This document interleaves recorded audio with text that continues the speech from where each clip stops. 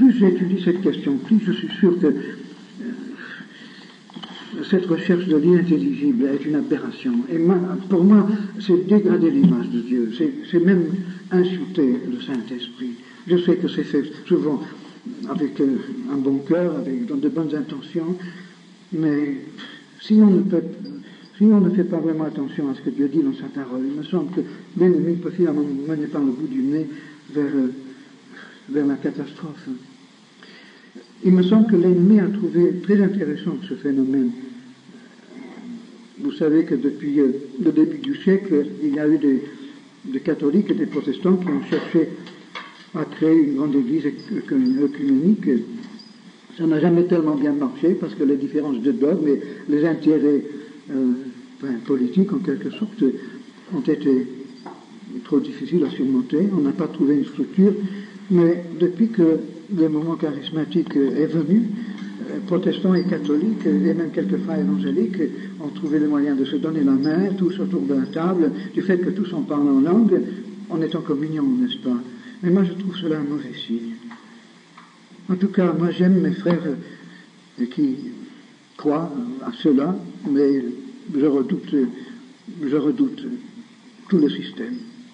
Et du fait que ça divise partout l'Église, c'est encore un mauvais signe. Et je suis sûr, comme je l'ai déjà dit, que cela ouvre la porte à une action carrément démoniaque. Je crois que l'un des signes d'une emprise satanique, c'est qu'on est aveuglé et on ne veut pas voir la vérité. Et on trouve ce phénomène chez les catholiques fanatiques, chez les communistes fanatiques, chez les musulmans fanatiques, chez les témoins de Jéhovah fanatiques. Quand on leur met sous le nez la parole de Dieu noir sur blanc, ils ne veulent pas et ne peuvent pas comprendre, n'est-ce pas? C'est un signe, cet aveuglement. En tout cas, que Dieu nous aide. Mais il ne suffit pas simplement de dénoncer l'erreur et de définir la bonne doctrine. Il faut trouver mieux. S'il y a cette recherche, cette aspiration après une expérience spirituelle plus profonde, plus intime, plus réelle, plus actuelle, c'est parce que dans les autres églises, généralement, on s'est contenté d'un formalisme mort qui ne répondait pas aux besoins de l'être humain. Et notre devoir ne consiste pas simplement à dénoncer ce qui est faux, mais il faut voir ce que Dieu nous dit à travers tout cela. Si Dieu parle littéralement les langues des ennemis, c'est pour nous avertir, pour nous dire qu'il faut revenir à sa parole, il faut l'écouter lui. Nous avons quelque chose de meilleur. Cherchons ce meilleur. Et Paul disait, cherchez les dons les meilleurs. Et c'est parce que les églises n'ont pas cherché le meilleur que finalement le diable a pris leur sorte à la figure une caricature de ce qui leur manquait. Bien que Dieu nous donne sa sagesse. Puis dans le chapitre 35, nous avons encore un merveilleux passage messianique. Le désert et le pays aride se réjouissent, la solitude s'égaye, etc. Verset 5, alors souffriront les yeux des aveugles, souffriront les oreilles des sourds. Verset 6, les eaux jailliront dans le désert. Verset 8, il y aura un chemin frayé, une route qu'on appellera la voie sainte, nul impur y passera. Verset 10, les rachetés de l'Éternel retourneront, ils iront à Sion avec des chants de triomphe, et une joie éternelle couronnera leur tête. Et la douleur et les gémissements s'enfuiront. Voilà comment Ésaïe termine sa prophétie, avant de se retirer dans sa solitude pour nous donner par la suite les merveilleux chapitres 40 à 66. Il y a dans le chapitre 34 une prophétie particulièrement puissante contre Édom. Et Édom est condamné dans des termes très très sévères par le prophète Abdias en particulier et par plusieurs des prophètes de l'Ancien Testament. La destruction d'Édom semble être une sorte de symbole de l'enfer. Regardez le verset 10. Elle ne s'éteindra ni jour ni nuit, la fumée s'en élèvera éternellement. Dans un jeune âge, elle sera désolée à tout jamais, personne n'y passera. Donc, alors maintenant, regardons la petite Apocalypse, chapitre 24 à 27. Nous regardons quelques passages qui surtout sont reportés dans le Nouveau Testament et dans l'Apocalypse. Voici l'Éternel dévaste le pays et le rend désert, et l'on bouleverse la face et on disperse les habitants.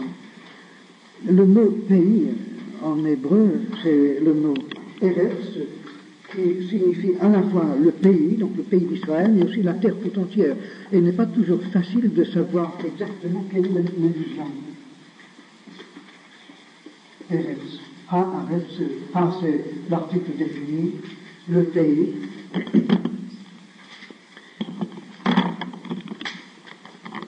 Vous savez que aujourd'hui, on parle assez souvent de Eretz Israël, ça veut dire simplement le pays d'Israël, c'est une expression qui devient de plus en plus courante maintenant. Verset 3 et 4, le pays est dévasté, livré au pillage, et cela évidemment est déjà arrivé plus d'une fois, et je pense que cela arrivera une dernière fois à la bataille d'Armageddon.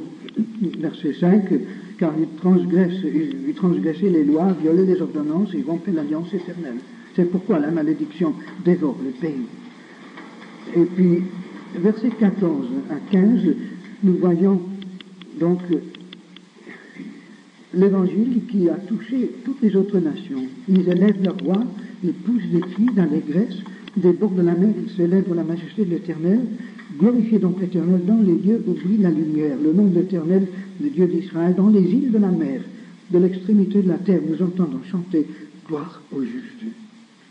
Mais moi je dis, je suis perdu. Donc Israël, malgré que Dieu bénisse sa parole et que l'Église est née dans tous les coins du monde, Israël dit, je suis perdu, malheur à moi.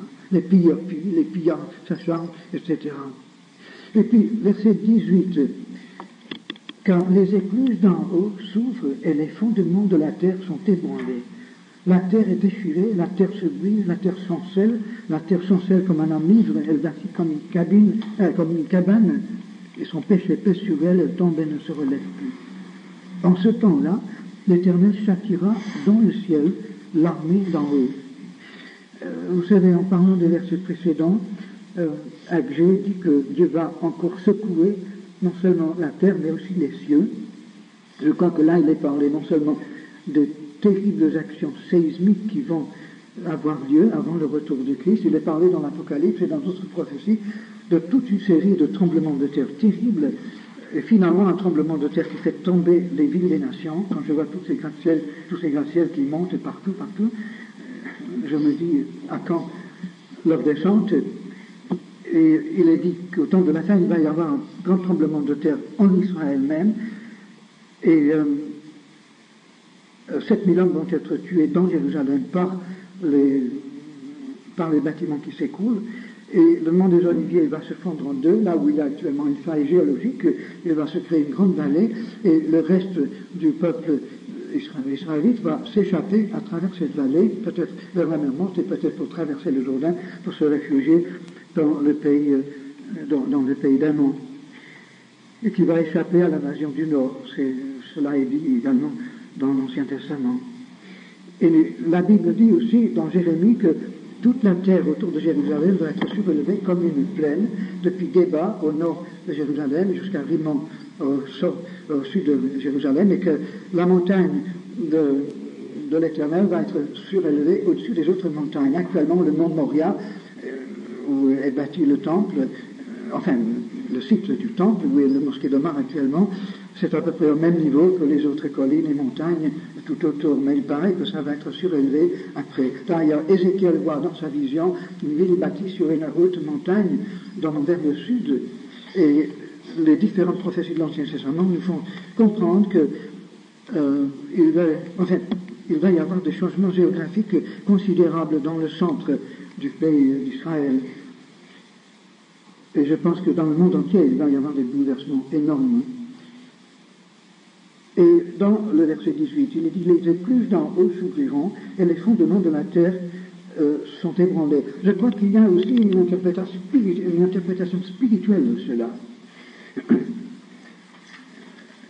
Évidemment, il est très possible que certaines de ces choses s'expliquent par par une guerre atomique. Je pense qu'il va y avoir une guerre atomique avant le retour de Christ. Je pense probablement après notre départ. On ne peut pas être sûr, mais il me semble. En tout cas, plusieurs des phénomènes qui sont décrits dans l'Ancien Testament comme dans le Nouveau sont les caractéristiques vraiment d'une action nucléaire. Évidemment, après cela, les nations comprendront définitivement qu'il faut Jésus-Christ pour les gouverner. Dieu va se servir de toutes ces catastrophes finalement pour amener les nations à confesser le nom de Jésus-Christ. Mais ce qui est intéressant, c'est que les écluses d'en haut s'ouvrent et les fondements de la terre sont ébranlés. Regardez maintenant Genèse chapitre 6.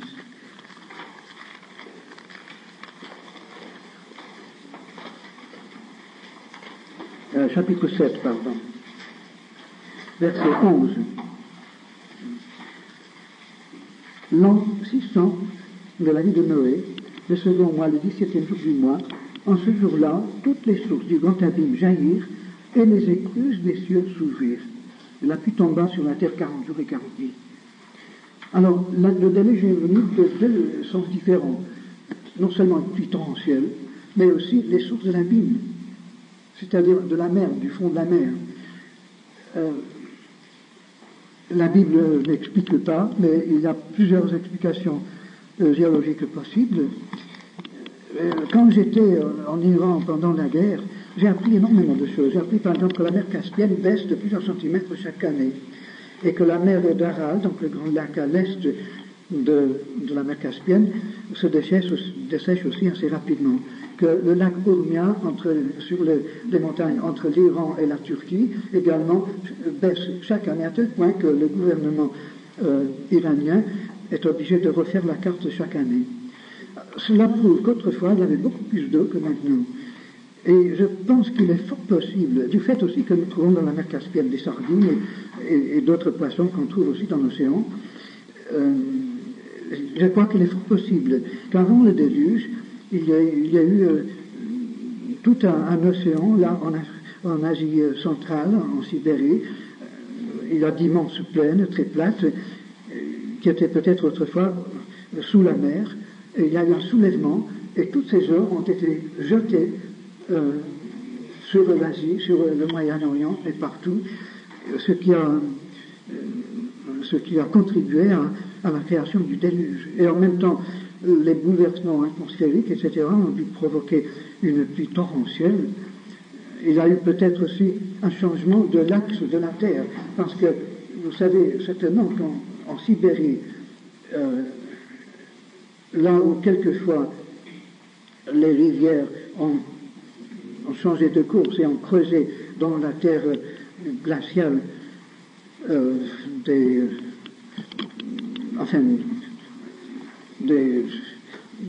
trous, on a trouvé des mammouths congelés qui ont été tués instantanément et ensevelis dans la boue. On a trouvé même des boutons d'or et des feuilles dans la bouche de ces animaux, encore même pas mâchés ni digérés, tout à fait frais. D'ailleurs, au début de ce siècle, les indigènes de la Sibérie ont découvert à plusieurs reprises comme ça des mammouths qu'ils ont pu excaver, et ils ont mangé, et la chair était toute fraîche, tout le bol, congelée. Cela signifie qu'autrefois, et il n'y a pas si longtemps, il y avait des mammouths dans cette région, et le climat était beaucoup plus tempéré, plus chaud que maintenant, et il y a eu une action diluviale, qui a déposé d'immenses quantités de boue et d'argile, qui a englouti ces animaux et les a gelés instantanément. Et si, par exemple, l'axe de la Terre a changé un peu, l'inclinaison de l'axe, cela pourrait expliquer effectivement ce bouleversement de climat subite. Et il y a beaucoup de choses qui pourraient s'expliquer de cette manière. De toute manière, ce qui m'intéresse sur le plan spirituel, c'est que le déluge de Noé est venu d'en haut et d'en bas en même temps. Et la Bible parle d'un véritable déluge de puissance satanique au temps de la fin. Jésus a dit que au jour du Fils de l'homme, il sera semblable au jour de Noé. Dans ce passage, verset 13, nous lisons: ce même jour entrèrent dans l'arche Noé, Sem, Cam et Japhet, etc. Regardez au verset 7, Noé entra dans l'arche avec ses fils, sa femme et les femmes de ses fils pour échapper aux eaux du déluge. Et verset 10, 7 jours après les jours du déluge furent sur la terre. Donc Noé était déjà dans l'arche 7 jours avant que ne vienne le déluge, que ne commence le déluge. Et comme Jésus dit qu'il prend Noé comme un exemple des fidèles qui sont sauvés, cela me fait croire que la vraie Église de Christ sera déjà dans l'arche, déjà à l'abri, déjà dans la présence de Christ, avant que Dieu ne déverse sa colère sur les nations. Nous avons constamment à subir la colère des hommes, la colère des nations. Ils sont persécutés par les hommes, mais Dieu ne compte pas verser sa colère sur son Église. Il me semble que Dieu va nous enlever avant, et c'est après que le déluge satanique tombe sur la terre. Mais ce déluge va venir d'en bas et d'en haut. Qu'est-ce que ça signifie?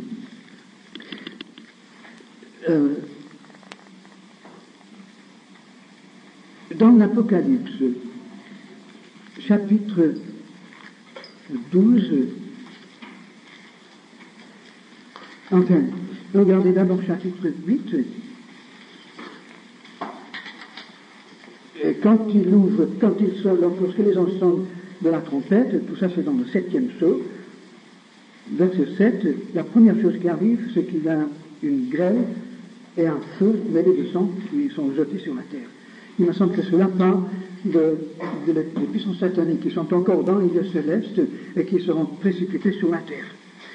Le verset 8, la même chose, une grande montagne embrasée par le feu et jetée dans la mer. Ça parle encore de la chute de Satan. Verset 10, il tombe du ciel une grande étoile ardente qui tombe sur les fleuves. Il me semble que là, c'est Satan, de la chute de Satan. Après la guerre où Michael expulse Satan des lieux célestes. Et verset 12, le tiers du soleil est frappé, le tiers des étoiles, le tiers de la lune.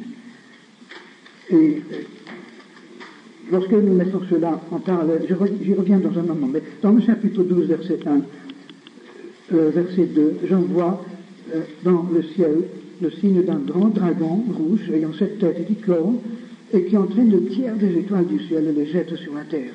Dans ce chapitre 12, il me semble qu'il est parlé de la chute, la première chute de Satan, quand il a voulu être l'égal de Dieu, et Dieu l'a précipité de sa montagne sainte.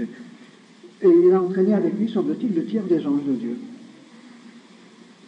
Si c'est la vraie interprétation, nous pouvons quand même prendre un grand encouragement du fait qu'il n'a eu que le tiers des anges. Cela veut dire que les 2 tiers sont restés fidèles à Dieu. Alors pour tous les démons qui nous attaquent, nous avons 2 anges de Dieu pour nous aider, nous protéger. Alors, ça c'est quand même encourageant. Mais alors, le tiers des étoiles ont été jetés par terre par le dragon, mais dans le verset 12 du chapitre 8, nous disons que le tiers du soleil, la lune des étoiles, sont obscurcis. Il me semble que toutes ces puissances sataniques, maintenant, perdent leur éclat et sont jetés avec le diable précipité des dieux célestes sur la terre. Et puis, verset 13, malheur, malheur, malheur aux habitants de la terre à cause des autres sons des trompettes. Et puis, dans le chapitre 9, verset 1, nous disons que une étoile qui était tombée du ciel avait la clé de l'abîme, et elle ouvrit le puits de l'abîme, et il monta du puits une fumée comme la fumée d'une grande fournaise, et le soleil et l'air furent obscurcis par la fumée du puits. La fumée sortit des sauterelles, et dans les versets suivants, nous avons une description de ces sauterelles. Et verset 11, elles ont un roi, comme roi, l'ange de l'abîme, nommé en hébreu Abaddon, et en grec Apollyon. Apollyon veut dire destructeur. Et ensuite, il y a la bataille d'Armageddon. Alors, cette étoile qui tombe du ciel, cette grande montagne ardente, il me semble que c'est le diable qui, dans sa descente, entraîne avec lui également tous ces démons, tous les anges chutés, et lui a le droit d'ouvrir la vie. Maintenant, dans 2 Pierre, nous lisons qu'il y a des esprits enfermés en prison dans la vie. Dans 2 Pierre 2, 4, si Dieu n'a pas épargné les anges qui ont péché, mais il les a précipités dans les abîmes des ténèbres et les réserve pour le jugement, alors il sait aussi nous garder. Et dans Jude, il y a également une allusion à cela.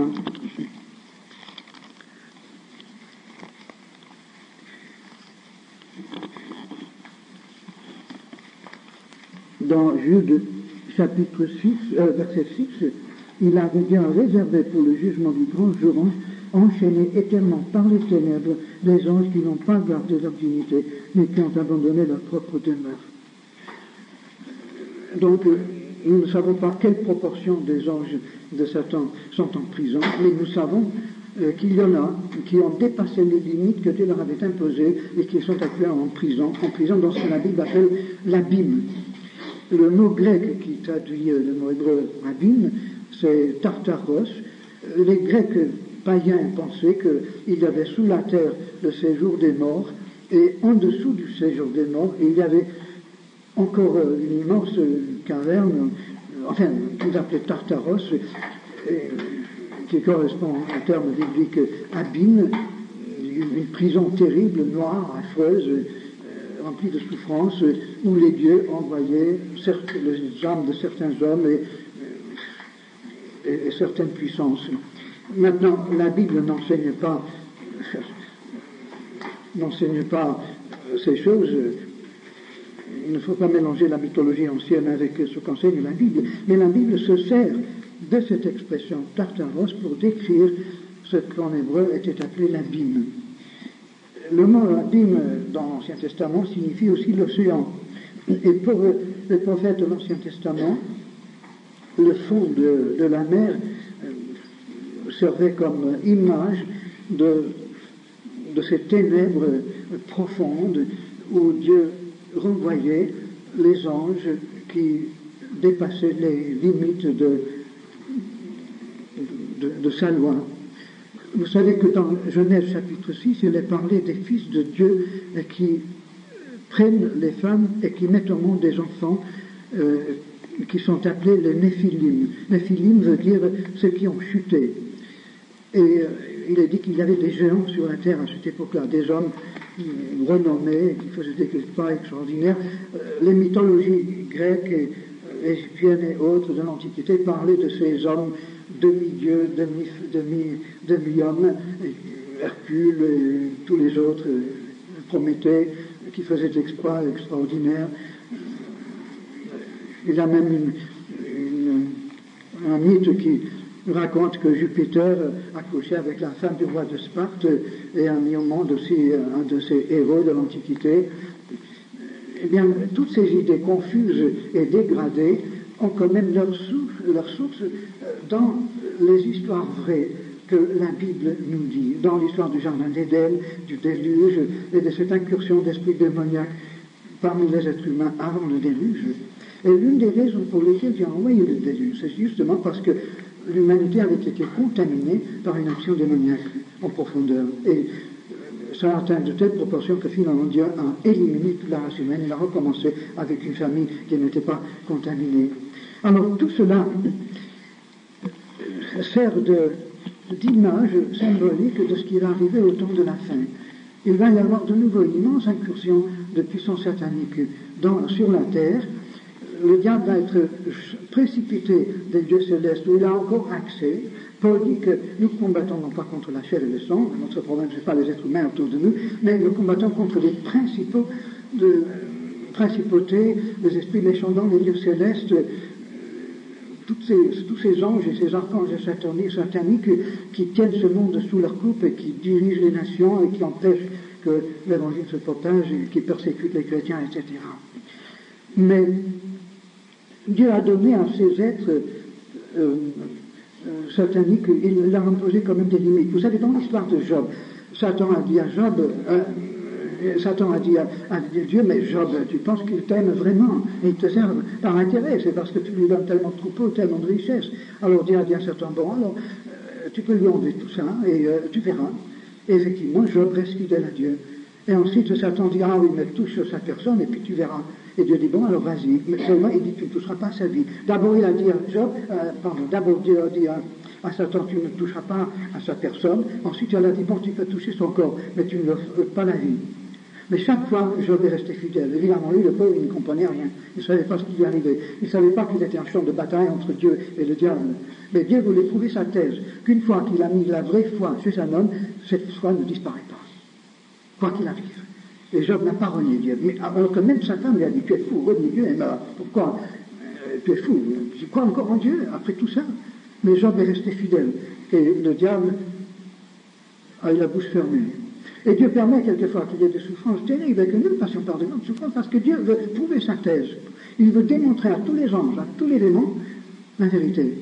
Et nous, quelquefois, nous sommes le laboratoire où se passent ces expériences. Mais Dieu nous demande de lui faire toujours confiance. Et Job a une double portion de l'Esprit de Dieu. Il a une double bénédiction par la suite. Donc Job, finalement, n'a rien perdu. Il a tout gagné. Et nous lisons dans le psaume 82,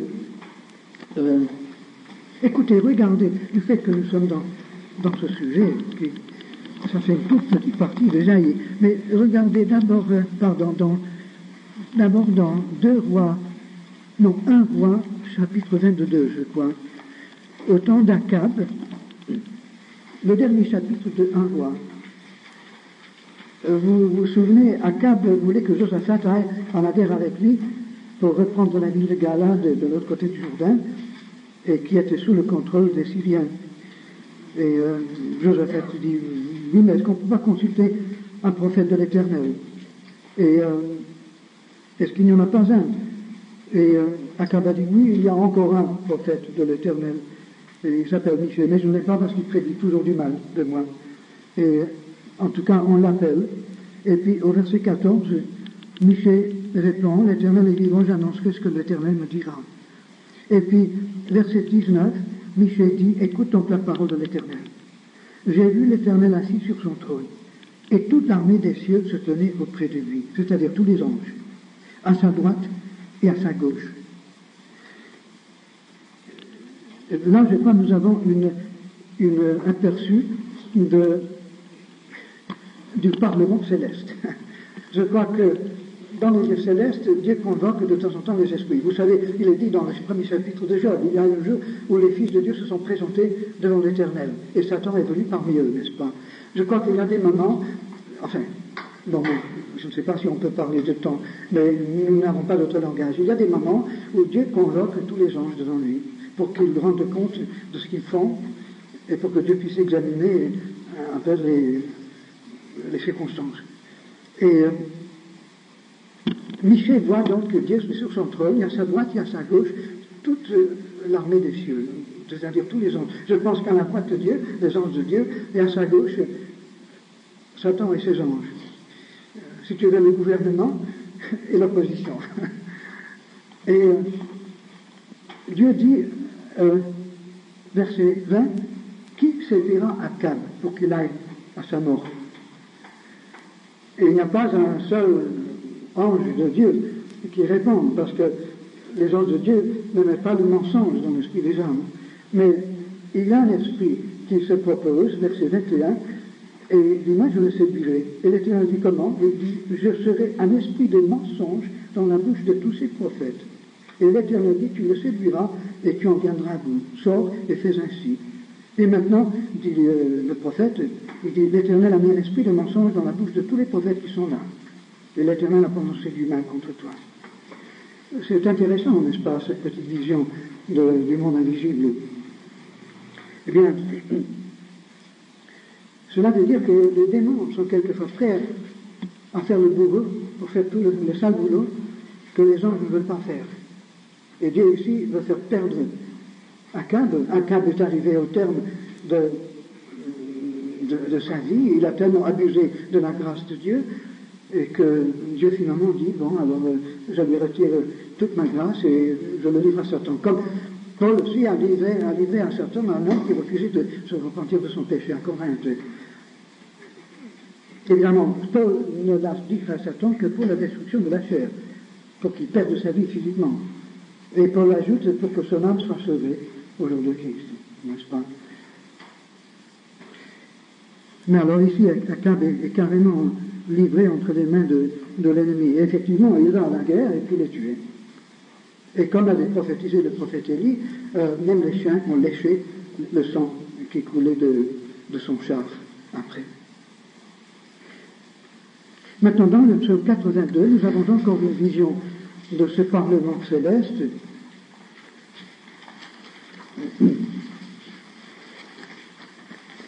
Ce qui est vraiment réconfortant, c'est de voir que malgré que Satan semble avoir une puissance absolue sur les nations, il est quand même sous le contrôle de Dieu. Il ne peut pas aller au-delà de certaines limites. Et les démons qui vont au-delà des limites que Dieu impose, eh bien Dieu les emprisonne dans la Bible, jusqu'au jour du jugement. Alors Dieu se tient dans l'incendie de Dieu. Il juge au milieu des dieux. Jusque à quand jugerez-vous avec iniquité et aurez-vous égard à la personne des méchants? Rendez justice aux faibles et à l'orphelin, faites droit aux malheureux et aux pauvres, sauvez le misérable et l'indigent, délivrez-les de la main des méchants. Dieu appelle ces êtres des dieux, n'est-ce pas? Évidemment, il n'y a qu'un seul véritable Dieu, mais chez tous les païens, on appelait Dieu les démons. Et Dieu dit, bon, que vous passez pour être des dieux, c'est-à-dire c'était ces anges de Satan qui gouvernaient les nations. C'est comme dit Jésus, comme dit Paul, Dieu, Satan est le Dieu de ce monde, il est le prince de ce monde, et il gouverne les nations par ses démons. Mais tout cela quand même sous le contrôle de Dieu. Alors dans le verset 3, le verset 4, nous voyons que Dieu exige quand même de la part de Satan et des démons une certaine justice. Quand il y a un pays qui va trop loin et qui ne rend plus la justice, où l'injustice dépasse certaines limites, Dieu intervient. Ce sont des pays qui passent par la fournaise. D'ailleurs, regardez Hitler et l'Allemagne. Eh bien, Dieu a permis finalement que l'Allemagne soit complètement dévastée. Tout le pays bombardé, et le pays a dû... Les Allemands ont dû se rendre sans condition aux Alliés. Heureusement que les Alliés avaient de la compassion et avaient encore une certaine morale chrétienne. Sans cela, je ne sais pas ce que l'Allemagne serait devenue. Et puis de l'autre côté, il y a les Russes qui sont venus prendre la moitié de l'Allemagne, ils ont fait ce qu'ils voulaient. Dieu a puni ce pays. Et comme Dieu a puni aussi l'Espagne vers l'année 1550, l'Espagne était la plus grande puissance du monde. Sous Charles Quint, elle était liée avec l'Autriche, sous l'empereur Charles Quint. Vraiment, et l'Espagne faisait la conquête d'Amérique centrale et latine, et il y avait des bateaux remplis d'or et de trésors qui revenaient en Espagne tout le temps. L'Espagne aurait pu, si elle avait accepté la réforme, changer la face du monde en bien. Mais c'est à ce moment-là que l'Espagne a commencé à adopter l'Inquisition, à exterminer les Juifs et les protestants, etc. Et l'Espagne a très très vite commencé à sombrer. Et jusqu'à ces dernières années, l'Espagne est restée un pays pauvre, misérable, opprimé par l'Église, la majorité des gens illettrés. Vous voyez comme le jugement de Dieu s'effectue parmi les nations de façon très visible pour ceux qui veulent comprendre. Alors dans le monde invisible, il se passe aussi un jugement de Dieu sur les esprits sataniques qui contrôlent les nations. Alors dans le verset 5, Dieu se plaint. Il dit, oh, il n'en ni savoir ni intelligence. Il marche dans les ténèbres, tous les fondements de la terre sont ébranlés. J'avais dit, vous êtes des dieux, vous êtes tous des fils du Très-Haut, cependant vous mourrez comme des hommes. Donc ils ne sont pas hommes, mais ils vont mourir comme des hommes, vous tomberez comme un prince quelconque. Et puis le prophète crie, lève-toi Dieu, juge la terre, gouverne la terre, car toutes les nations t'appartiennent. En tout cas, là nous voyons qu'il y a donc dans le monde invisible un contrôle par Dieu de tout ce qui se passe, et les démons et le diable lui-même sont obligés de rendre compte à Dieu de leurs actions de temps en temps. Mais dans le chapitre 12, verset 7, nous lisons qu'il y eut guerre dans le ciel. Michael et ses anges combattirent contre le dragon, et les dragons et ses anges combattirent, mais ils ne furent pas les plus forts, et leur place ne fut pas couvée, ne fut plus couvée dans le ciel. Et il fut précipité, le grand dragon, le serpent ancien, appelé le diable et Satan, celui qui séduit toute la terre, il fut précipité sur la terre, et ses anges furent précipités avec lui. Et j'entendis dans le ciel une voix forte qui disait, maintenant le salut est arrivé, la puissance et le règne de notre Dieu, et l'autorité de son Christ, car il a été précipité, l'accusateur de nos frères, celui qui les accusait devant Dieu jour et nuit, Il ne peut plus le faire maintenant, puisqu'il est, il est délogé de son poste. Ils l'ont vaincu à cause du sang de l'agneau et à cause de la parole de leur témoignage, et n'ont pas aimé leur vie jusqu'à craindre la mort. Et c'est pourquoi réjouissez-vous, cieux, et vous qui habitez dans les cieux, mais malheur à la terre et à la mer, car le diable est descendu vers vous, animé d'une grande colère, sachant qu'il a peu de temps. Et quand le dragon vit qu'il avait été précipité sur la terre, il poursuivit la femme qui avait enfanté l'enfant mâle, c'est-à-dire Israël. Et chapitre 13 et verset 1, j'en vois ensuite la bête universelle, la bête mondiale, sortir de la terre, de la mer, et de prendre toutes les nations et se faire adorer par tous. Donc l'apparition de la bête, c'est le résultat de la chute de Satan. Alors dans le chapitre 8, nous avons vu que cette étoile qui est précipitée du ciel, il a la clé de l'abîme, on lui donne la clé de l'abîme. Il me semble qu'il faut voir la chose comme ça. Actuellement, Dieu laisse la porte ouverte à toutes les nations. Nous sommes chargés de prêcher l'évangile à toutes les nations pour que toute créature soit éclairée. Tout le monde peut être sauvé. Mais une fois que toutes les nations sont vraiment évangélisées, et Dieu est le seul à pouvoir décider de ce moment, nous ne pouvons pas discerner les temps et les saisons, mais Dieu sait, parce que Dieu considérera que toutes les nations sont vraiment responsables et connaissent la vérité sur Christ, parce que les nations finalement rejettent la vérité, Dieu va les prendre au nom. Et c'est en ce moment-là que dans le ciel il y a cette guerre entre Michael et le diable est précipité sur la terre, et Dieu retire sa protection. Et moi je pense que c'est à ce moment-là que nous partirons. Puisque Paul dit que le mystère de l'iniquité ne peut pas se manifester tant que celui qui le retient est là, et tant que ce qui le retient est là. Ce qui le retient, c'est l'Église. Donc Dieu retire sa protection, l'Esprit de Dieu se retire, et l'Église part avec lui, le sel de la terre, la lumière du monde disparaît, et le diable est précipité sur la terre avec tous ses anges, et il ouvre l'abîme, et tous ces anges qui sont en prison sont libérés. Et le diable pourra concentrer sur la terre toutes ses puissances ténébreuses. C'est affreux.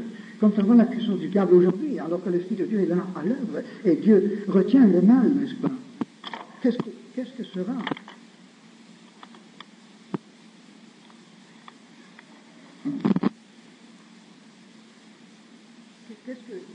Qu'est-ce que sera donc l'état des hommes à ce moment-là? Alors Dieu veut simplement que les nations comprennent une fois pour toutes qu'il y a une seule solution, c'est d'accepter l'autorité de Jésus-Christ. Nous lisons dans l'Apocalypse 6 que le quart des hommes vont être tués par les 4 grands châtiments terribles de Dieu. Nous lisons plus loin, je pense dans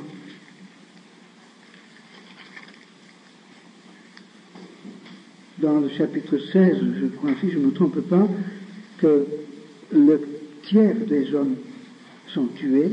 Où est-ce que c'est dans le chapitre 8? Je ne m'en rappelle plus. Ce n'est pas la peine de chercher maintenant. Donc d'abord le quart et ensuite le tiers. Quelle est la population du monde actuellement? C'est 5 milliards? 5 milliards. 5 milliards.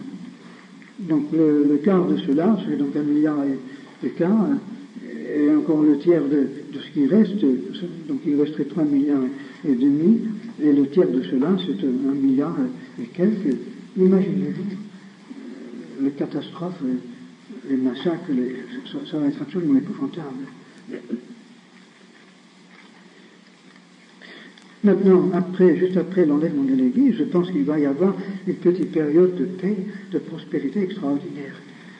Cet homme génial, cet homme satanique, il va apparemment résoudre tous les problèmes économiques et politiques. Il va mettre la paix dans le monde. Tout le monde va dire, finalement, on a la paix, on a la sécurité, etc. Et ensuite, ça va exploser. Il va y avoir des conflits entre les 4 vents. et la bataille d'Armageddon, avec toutes sortes de phénomènes terribles, des phénomènes naturels, des tremblements de terre, des bouleversements atmosphériques et un tas d'autres choses. Il est parlé aussi des étoiles qui sont jetées sur la terre, de Jésus qui parle de cela. Ça a toujours fait rire les ennemis de la Bible, mais ce n'est pas aussi risible maintenant, parce que la science a trouvé le moyen même de mettre des engins sur certains des plus gros météorites qui circulent entre Mars et la Terre autour du Soleil et de les diriger sur la Terre. Je ne sais pas si ça va se faire, mais aujourd'hui on parle de la guerre des étoiles. Il y a toute cette fureur à cause du projet de Reagan de développer des engins dans l'espace pour lutter contre les fusées, etc. Mais de plus en plus, tout cela devient actuel. Et quand on pensait au bombardement de la dernière guerre, eh bien, toutes ces prophéties deviennent vraiment actuelles maintenant.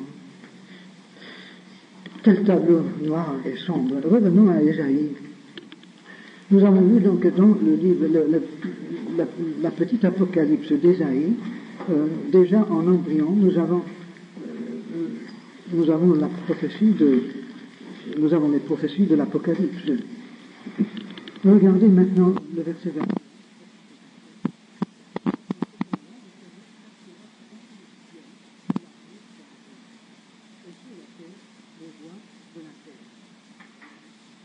Là, c'est une allusion à ce que nous voyons dans Apocalypse 12, où il y a la guerre entre Satan et Michael, et l'armée d'en haut, cette armée satanique, elle va être précipitée en bas, et sur la terre, les rois de la terre. Dieu va châtier les rois de la terre.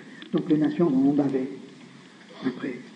Et verset 22, ils seront assemblés captifs dans une prison, enfermés dans des cachots, et après un grand nombre de jours, ils seront châtiés. Donc au retour de Christ, le diable et tous ses anges vont être emprisonnés dans l'abîme, dans